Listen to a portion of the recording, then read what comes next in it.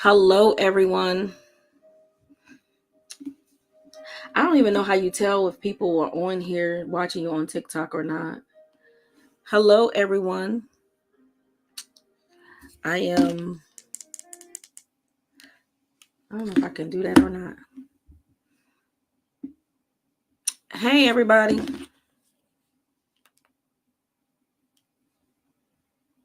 Hey. As you're coming in, if y'all don't mind, say hello, hello, hello, hello.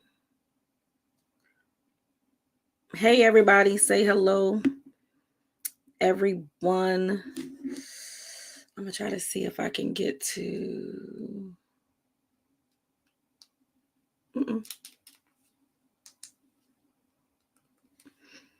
Hey, everyone.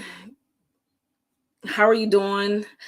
Again, this is probably like my second time going live on TikTok, so I really don't know what I'm doing on TikTok. Facebook, I am live on Facebook. I definitely am live on Facebook because I know Facebook, right? Everybody knows Facebook. Hey, everyone. I just stopped by because I wanted to talk. Hold on, let me see if I can get there.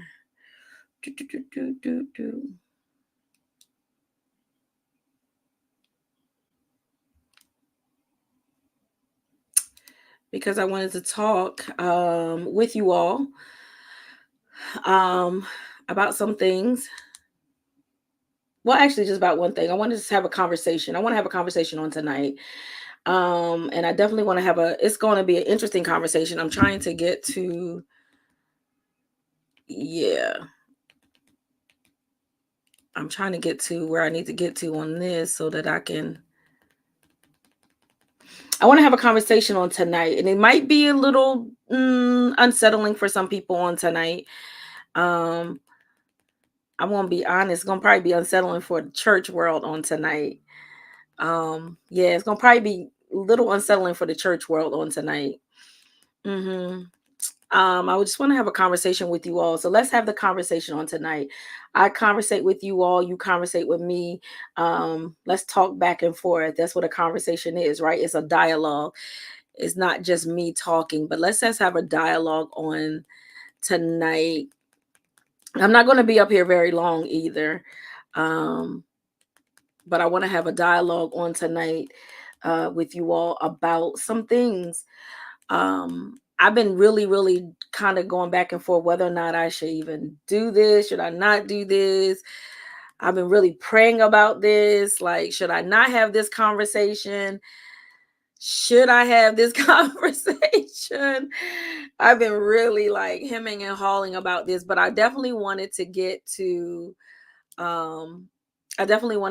back to me doing my Pastor BJ Connections. Let's have the conversation podcast. I promised myself that even on this year, I would definitely get back to doing that because I had not been doing it for so long. And so I definitely want to have a conversation on tonight. So when you're chiming in, tell me where you're coming in from. If you're on TikTok, Facebook, tell me where you're coming in from. If you can do that, that would be great. Tell me where you're coming in from. Can y'all hear me okay on TikTok? I hope you all can hear me okay. Can you all hear me okay? So tell me where y'all coming in from. Facebook, let's go.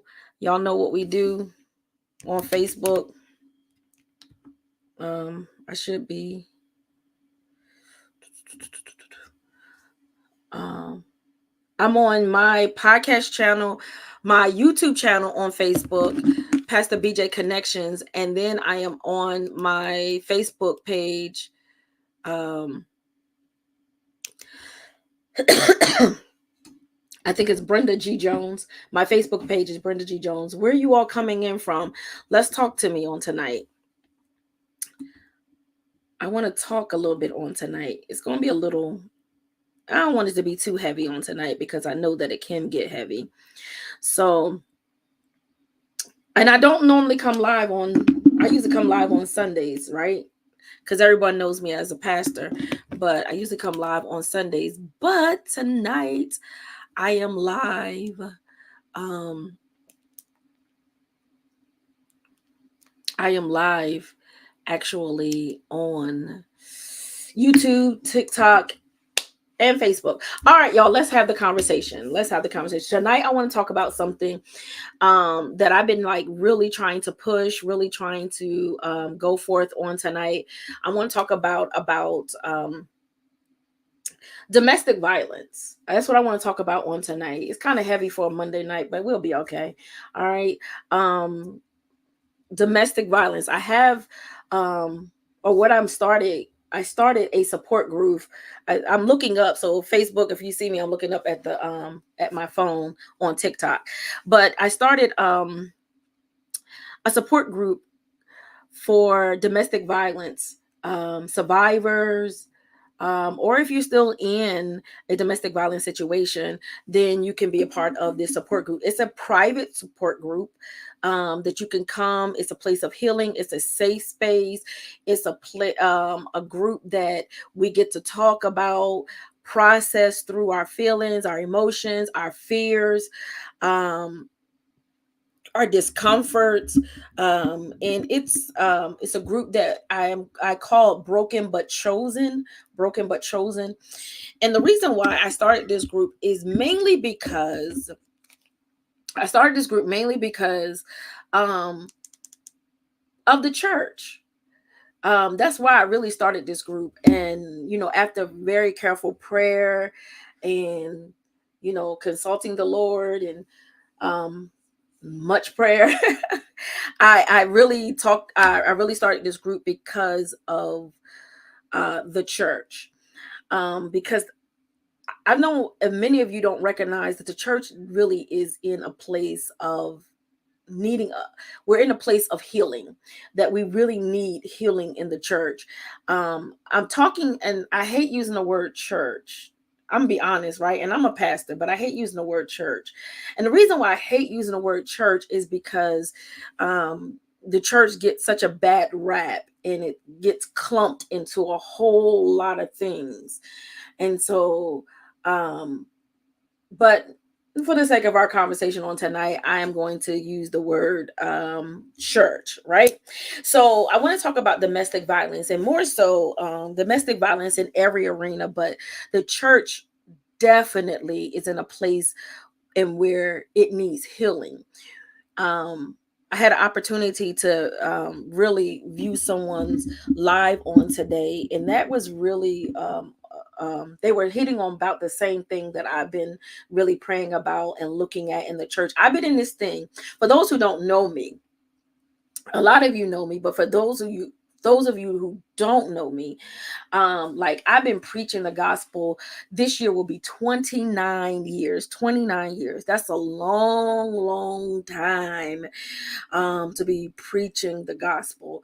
And So I've been saved a lot longer than that, because that's just me acknowledging a call, going forth in that calling, trying to walk this thing out. And so, in the midst of all of that, it has been, a journey. And one thing I will say about this journey, it has been it has had its ups, it has its downs, as they would say, the valley lows, mountain highs. It has had all of that. But the thing about it is, one thing I have grown to know and to understand. And while you're coming in, say hello, let me acknowledge you. Alex, listen, y'all, I'm getting used to this TikTok thing, so I don't really know. All right. Hey, how y'all doing? All right. If you're coming on in, say hello, say something. Let's have a conversation on tonight. So I'm at a place right now in ministry, and I'm at a place in life where, as though the church needs this healing, that we have scapegoated and we have um covered up so much stuff in the church that is literally almost become an unhealthy place, right? It almost has to become a very unhealthy place, whereas though we are constantly trying to do ministry, right? Do ministry, but we're still not doing ministry. And when I say that, I'm saying we're doing ministry, but we're really not attending to the people's needs. We're really not doing what is necessary and needed to be done to help people to become healthy and whole. Now, the scripture says, I desire that you prosper and be in good health, even as your what? Soul prospereth, right? And so a lot of times what happened is that we're constantly doing church, that we're not ministering or doing ministry, right? Because we're saying that if you do this, that, this, or so, if you give this, that, this, or so. Now, let me put a disclaimer out here, right? Let me put a disclaimer out here. I do believe in tithes and offering. I do believe in giving. I do believe in sowing. I do believe in it. This is not a conversation to bash the church, but it's a conversation, hopefully, that we can get the church to a healthy place, because the church is really unhealthy. And I'm saying that because again, I'm not just saying this and like I've been in this thing for just a season. I've been in this thing for a long time now. And I've grown to know that the church is really in an unhealthy place. It's really not in a place where it's helping, but over masking over a lot of things, right? And so one of the key things that I have identified in the church has been the fact that there is a lot of domestic violence in the church. Yeah, right. A lot of domestic violence in the church. The stuff that we hear about oftentimes in the church arena, is we hear about people taking money, right? We hear about pastors having all these extramarital affairs and these relationships and these sexual proclivities that they deal with. That's what we hear a lot about, right? But we don't hear about the other piece of all of this, which is the domestic violence piece that goes on in the church, the domestic violence piece that is swept under the rug, the domestic violence piece that is never talked about, the domestic violence piece that women as well as men in the church suffer and go through, and we still stay there. We still praise the Lord. We still do what we need to do to in the name of the Lord, right? And so I'm having a conversation on tonight, right? I want to have this conversation on tonight. And not only do I want to have this conversation on tonight, I want it to be open. I want it to be honest. I hope I just didn't cut myself off because on TikTok, are y'all still there? I'm sorry. I hope I just didn't cut you all off. I want it to be open. I want it to be honest. I want it to be where um, we can really talk about some things and be honest, because a lot of times what we do, we say, oh, it's going to be okay. Oh, you know, um, we just have to, believe God. We have to trust God. We have to do this and we have to do that. But the reality of it is that we never really address the issues. We never really deal with what is the actual situation, what is the actual issue that we need to really focus on. And I've talked to so many females. I've talked to counsel so many females and men as well. You'll be surprised, like the men that also deal with the domestic violence. And I think people think domestic violence just in the fact that somebody's hitting you or slapping you, but it can be berating you. It can be talking down to you, belittling you, um, um, making you feel like you're less than, making you feel, embarrassing you, um, threatening, communicating threats to you, right? Communicating threats to you. It can be, domestic violence can look so many different ways that that you don't really associate it with me being in a domestic violence situation. That's the crazy part, right? So hey, how y'all doing? How you doing? How you doing? As you're logging in, say hello. I don't again, I'm this is my second time going live with TikTok. I'm getting used to this thing. Gotta get used to this thing. But how are you all doing? um so is that Karen, Antoinette, Arlene? I need to put my glasses on. That's what I really need to do. Williams. Hello, everybody. Papa So. Hello, everyone. God bless you. Hello, hello, hello. How are you doing? So, as I was saying, is that um we don't really deal with what we really need to deal with in the church. Is pray about it. God's going to change it, but we don't never address what needs to be changed, right? We don't listen to people, what needs to actually be done in somebody's life. Hey Louise, how are you? We don't really even deal with the fact that people are really truly hurting in the church. Let's deal with the word called trauma, right? Trauma. We don't deal with people's trauma in ministry. We don't deal with their trauma. We just say, God is going to make you whole. God is going to heal you. Some people, and you got to believe that, because I believe that. I honestly believe that. But the reality of it is that you actually have to address the issues.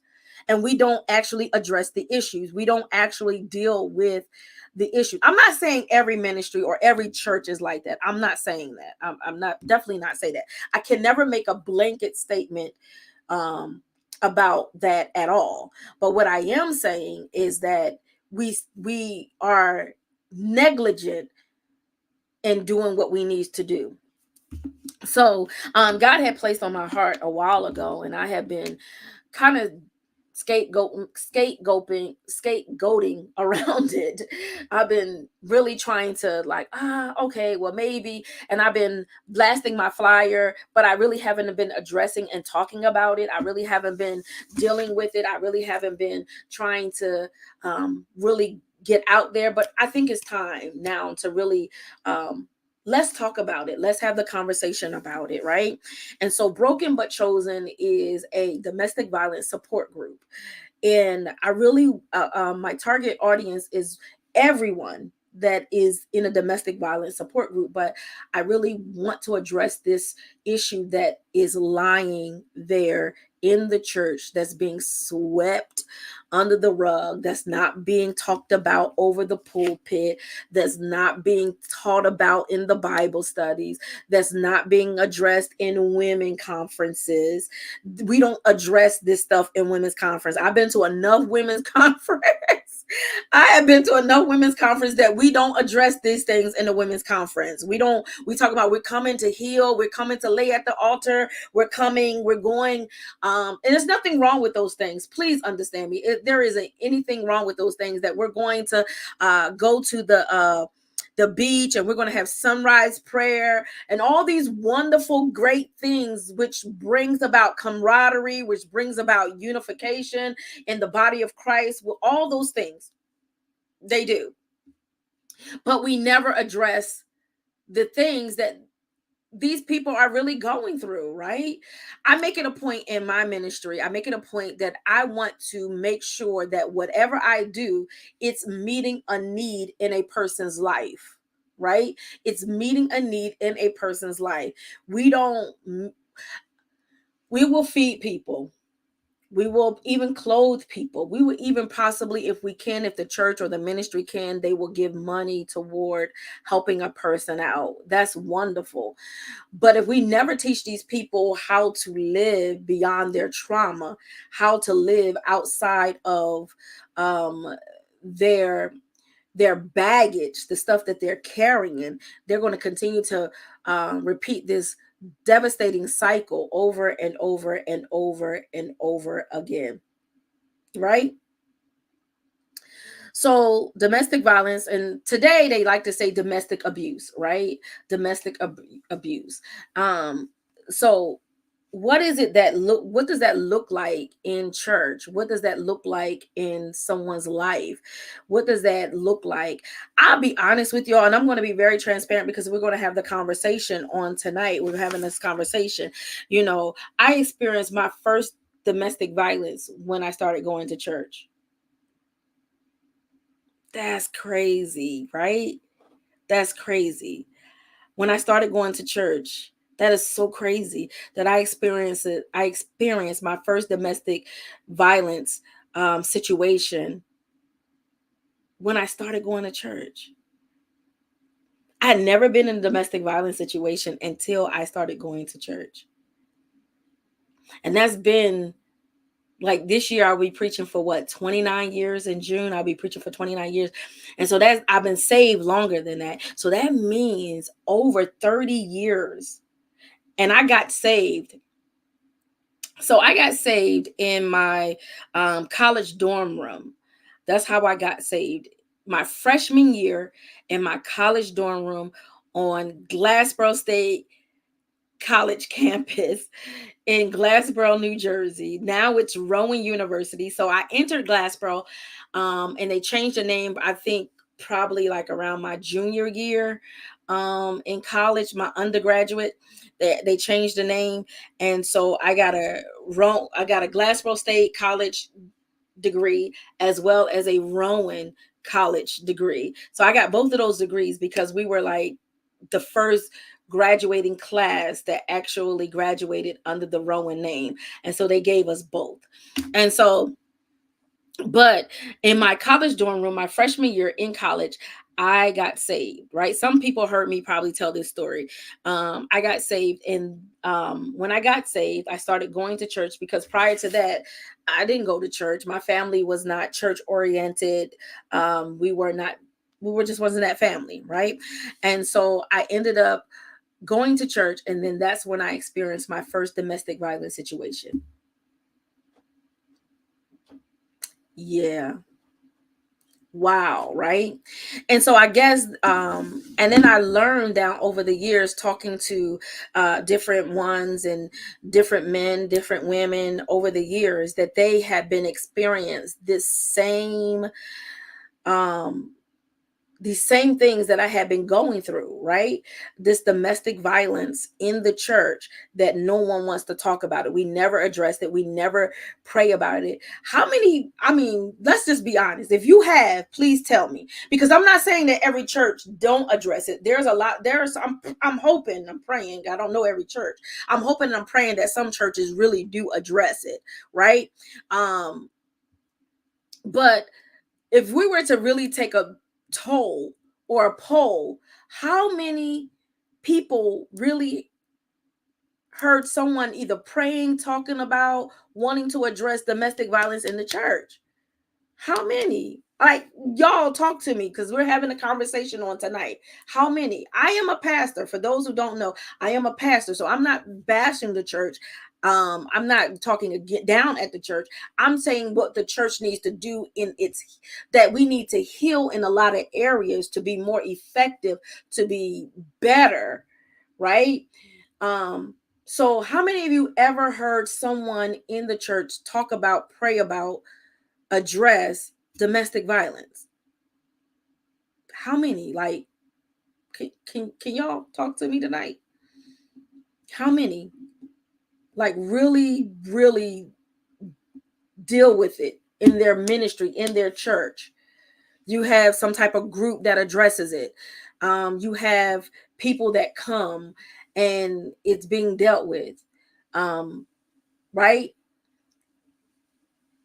Maybe just by happenstance, a person might go to their pastor and say, I need to talk to you about this is what's going on in my life. And the reality of it is that most women in church, in ministry, stay a lot longer in a domestic violence situation because they're told not to leave, but to pray and trust God. right? That's what they're told. Not to leave, but pray and trust God. Pray and believe God, that God is going to change your spouse, that God is going to deliver them. And we believe that. Now, I'm not saying according to your faith, so be it unto you, right? According to your faith, so be it unto you, right? So how many of y'all ever heard of that being the case in your ministry, in your church? If you go to church, if you are associated with a particular ministry, a particular pastor or whatever, don't say nobody's name because I don't want to, right? But how many of you have? How many of you really have? How many of you have, um, went to a women's conference, or we're always talking about empowering women, and that's beautiful because we really want to empower women, right? Empower them, you know praying women, women of warrior, prayer women, all these things, right? And I have to honestly admit, right now, I address it in my own church. I do. I addressing it more and more, because there's a lot of angry people in the world today, right? There's a lot of angry people in the world. But I definitely um don't hear it as often, or I don't hear it. I've never heard it. I can honestly say that I have never heard it in all these years. I have never heard someone really address that at a women's fellowship, a women's conference, a prayer breakfast, um, you know, a rainbow tea, whatever we put together to bring people together. I have never heard it. And so maybe I am, and I think I've been in a lot of different churches. I preached in a lot of different churches: Baptist, Pentecostal, Methodist. I preached in a lot of different places. I've traveled to different ministries abroad and domestic, and I just have never heard it. Like, Louise, you've heard it in your church. Well, bravo. Bravo. Right? Bravo. Um, how many of you have ever heard it? Like, domestic violence is not, or domestic abuse, as we say today, domestic abuse, is never addressed. And so I think with the church going through this transformation that we're going through, the healing that needs to take place in the church, what is actually going on? People don't like to address hard subjects or hard topics. People don't want to address hard subjects or hard. This is a hard topic. This is a hard place. It's not an easy conversation. It's a difficult conversation for a lot of people. Um, Definitely, if you are one that is in a domestic violence situation, and or you're the one that's the perpetrator in the domestic violence situation, it's a hard subject. It's a hard topic, but a lot of people are not aware, even though we're addressing in the church, but domestic violence, according to Tech Report, domestic violence, women between the age of 18 to 24 years of age, they are more likely to experience domestic violence. They are a higher risk of this experience in domestic violence from 18 to 24. So then that takes me back to also domestic violence in high schools, right? High school and college campus, domestic violence is very, very prone. Remember, I told you that I got saved on my college dorm, right? I told you that I got saved my freshman year in my undergraduate year in college. And so, and I got saved in my college dorm. And the person that I started dating actually was in a church, and they introduced me to Christ, and then that's where I had my first domestic violence experience. And with that, it was on a college campus. So yeah, High school females, or one in three high school females will be in an abusive or unhealthy relationship in their 4 years of high school. 1 out of 3. Wow. 1 out of 3. That's a lot. That's a lot. Right? 33% of adolescents in America's they are victims of sexual, physical, or verbal or emotional dating abuse. And then on college university campuses, 53% of females are victims of domestic violence and abuse by a current or former boyfriend. That's a lot. And so when we deal and we dive into the church arena, the statistics, there really aren't any real statistics because of the simple fact the church don't talk about it. Unless someone can point me to where I can see the statistics. Excuse me, everybody. Unless somebody can point to me where I can see the statistics, and I've done my research, I couldn't find any statistics about church and domestic violence, but I know that there's a lot of domestic violence in the church, in ministry. There's a lot of domestic violence that people don't talk about. And these domestic violence are with people that are right there sitting in the pews. And listen. Don't just look at the people in the pews, but the people in the pulpit. There's people in the pulpit, women that preach, their heart out, that go forth, and you will never know the difference. But when they go home, it's a totally different situation, and it's a totally different battle that they are fighting when they're behind closed doors. They are fighting a battle, a never-ending battle with their spouse. And listen, it ain't the fact that, their spouse not saved, their spouse don't go to church, or whatever the case might be. It's literally their spouse is probably saved and go to church. That's the crazy part. Oh my God. Right? And so then we find ourselves and they have to put on a mask. They have to act like everything is fine, act like everything is well, and knowing that they came from a situation, even before they even came to the church, they came from a situation that's just not healthy, but they don't know how to get out of it.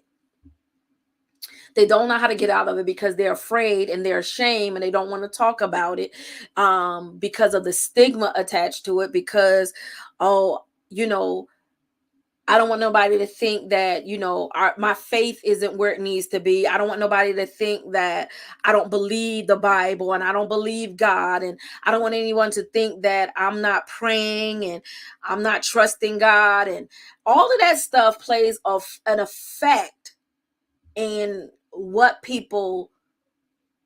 how people respond and what people do, especially in the church, especially women in the church.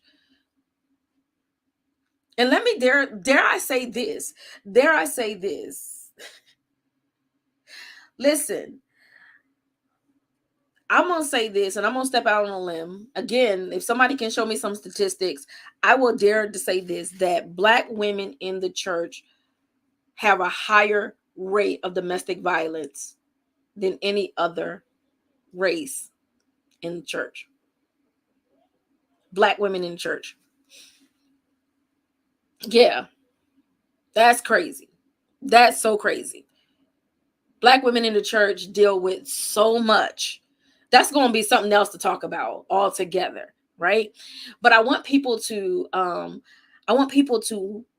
be open about this. I want us to deal with the real with women in ministry, men in ministry that's dealing with domestic violence, that's dealing with verbal abuse, emotional abuse. I want us to deal with that. I want the church to heal, to be whole, so that we can be effective. I don't want to deal with another women's conference, anything like that, if we're not going to deal with real issues. Deal with real life issues, deal with people trauma. And then also, let me say this as well. Not everybody is experienced or trained enough to deal with people's trauma, their issues, their emotional, their mental. You got to be trained in that stuff. You got to know how to do that stuff. You just can't just, and please, I'm not saying this in a very offensive way. Well, let me not say that, because if I have to say that, then I don't need to say it that way. We don't want to just, you know, go pray about it and let it go. No, let's talk about it. Let's help you to pray what you need to pray, and but also give you actual life tools to help walk you through this thing. That's what we need, right? We don't need somebody to say, oh, just go pray about it, it's gonna be all right. Maybe my faith ain't where it needs to be at to get me out of that thing that I'm dealing with. But maybe I really might need to, some real life steps to be able to deal with what I'm dealing with. Right? Are y'all talking to me? How many of you ever experienced domestic violence in the church? And you're not you could say, hey, I've been there, Lord. I did that. I dealt with that. Right? How many of you ever experienced domestic violence in the church? Some people won't say it. Listen, I get it. If you don't want to say, you don't want to be open about it, I get it, because of the simple fact that I've been there. I told you I was hemming and hawing back and forth. Should I? Shouldn't I? Will I? Won't I? All of that. All of that. Right? But we always say, oh, just come to the altar, just pray about it, just believe God, it's going to change, it's going to change. Yeah, but if my faith is not where it needs to be at, if I don't believe that within myself, and I don't take steps to actually change things. And we often tell people like, hey, you got to work your faith. Yeah, you got to work your faith, and that means that I got to work faith even in this matter as well. And if I don't have enough faith to believe that it's going to change, or even do steps to make it change or to help it to change, then I'm going to remain in that same place. I'm going to actually remain in that same place. Right? So domestic abuse, relationship abuse, I love how they put that now, that they say relationship abuse, right? Because oftentimes when we think of domestic abuse or domestic violence, we often look at husband, wife, boyfriend, girlfriend, however that might look. But it could be relationship abuse. What type of relationship are you in where you are experiencing this form of abuse or some form of abuse? What kind of relationship are you in, right? Somebody that is connected to you, somebody that is in an intimate, close relationship with you. When we say intimate, I'm talking about a close relationship with you. That person knows you. Y'all have, done things together, whether it's hung out, whether it's this, that, or the other, because you could be in a full-fledged, strictly friendship situation, and it can be a very toxic situation. It can be a very toxic friendship, but you're constantly, oh, well, that's my friend. That's my friend. We've been friends forever. Yeah, but they verbally abuse you. They, is condescending to you all the time.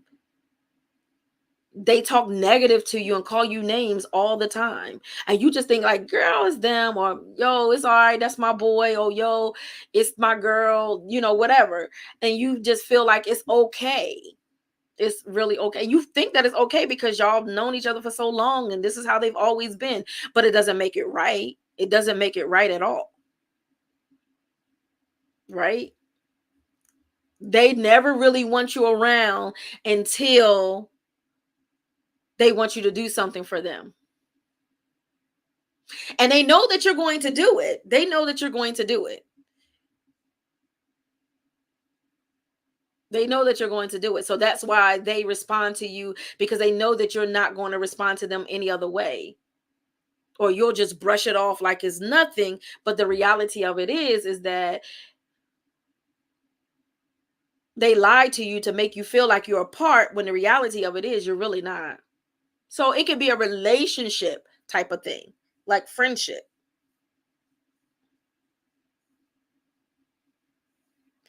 In an intimate partner relationship, intimate partner, abusive relationship, 41% of women are in a relationship, and 26% of men. That's another area that we don't talk about, because men don't want people to know that they're in an abusive relationship. But it's real. It's very, very real. A female has no reason to be berating you, hitting you, slapping you, and because you are a man, they feel like you shouldn't hit them back, and they shouldn't hit you either. Right? So it's really not um a good situation for them to be hitting you and you to be hitting them, or slapping you, or calling you names, belittling you, berating you, saying hurtful things to you, being very abusive mentally or emotionally toward you. So, broken but chosen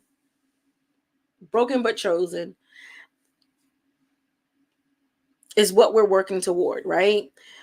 We believe God is going to um, help us do what we need to do to heal, to help start a healing process in the church, in the kingdom. And let me say it that way, in the kingdom, because I really don't like, yeah. hmm Let's say it that way. We're going to start a healing process in the kingdom. Let's deal with the heart issues. Let's deal with the things that people are not wanting to talk about, wanting to deal with. Let's deal with that.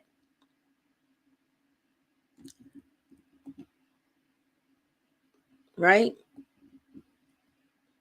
Y'all mighty quiet on tonight, and I said we want to have a conversation. I think I've been doing all the talking. I've been doing all the talking. But it's all good though. I hope you all, and I'm gonna let you all go. Um, but I really wanted to just have the conversation on tonight. I wanted to start the conversation tonight. That's really what I wanted to do. Start the conversation tonight. And I hope that we have started a great conversation, because we're going to be back. We're going to talk about more. I'm really going to try to come live more. Yeah. Um, but I'm live on Sunday mornings. I come live one time on a Sunday morning on TikTok. But I'm live on Sunday mornings, except for fourth Sundays. But yeah, if you're interested in becoming or being a part of our virtual domestic violence survivor support group, again, you might not be at that survivor place, but you might be like, listen, I'm trying to get there. I'm not quite there yet because I'm still in the midst of it. If you want to be a part of our group, it's on the fourth Saturdays of the month from 9 a.m. to 10:30 a.m. From 9 a.m. to 10:30 a.m. The fourth Saturdays of the month. It's a private group. I don't know how to do that to get this.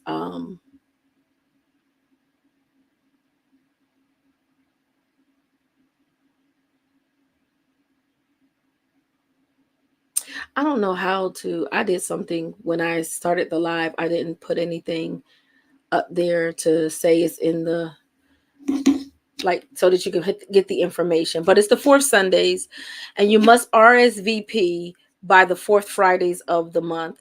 You RSVP by the fourth Friday. If you're on Facebook, I'm putting the information up there on Facebook, where you can just scan the QR code to RSVP. And once you scan the QR code, it'll come to me, and I can send you the link so that you can be part of the domestic violence survivor support group. We'll talk, and we definitely will